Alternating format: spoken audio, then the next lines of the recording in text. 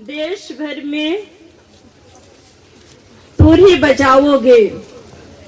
यह 50वां वर्ष तुम लोगों के लिए एक पुण्य वर्ष होगा और तुम देश में यह घोषित करोगे कि सभी निवासी अपने दासों को मुक्त कर दे। यह तुम्हारे लिए जयंती वर्ष होगा।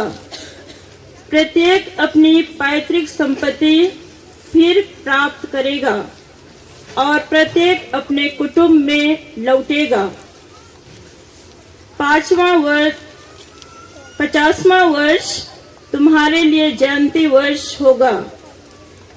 इसमें तुम ना तो बीज बोओगे, ना पिछली फसल काटोगे और ना अनछटी दाखलताओं के अंगूर तोड़ोगे, क्योंकि यह जयंती वर्ष है।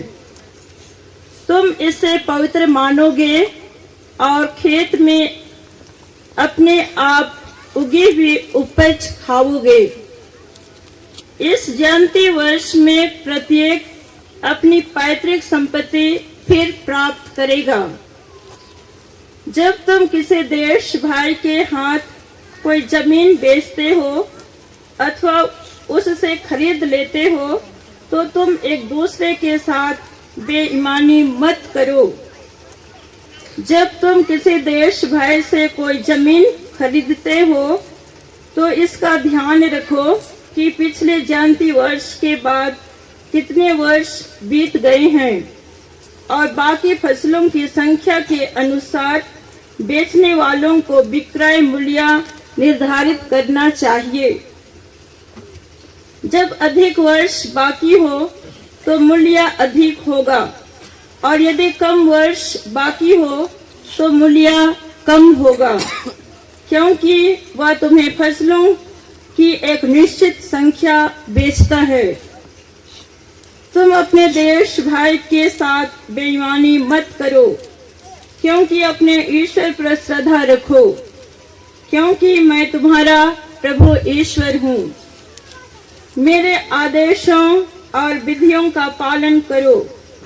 ऐसा करने पर तुम देश में सुरक्षित निवास करते रहोगे।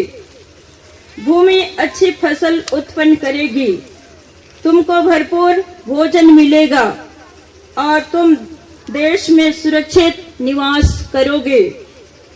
यदि तुम पूछो कि 7वें वर्ष जब हम ना तो बीज बोएंगे और न फसल काटेंगे तो हम क्या खाएंगे, तो जान लो कि 6ठे वर्ष मेरे आशीर्वाद से फसल 3 वर्ष के लिए पर्याप्त होगी।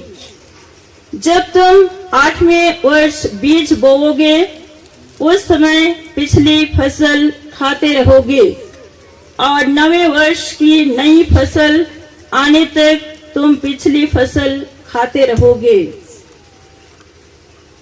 यह प्रभु की वाणी है।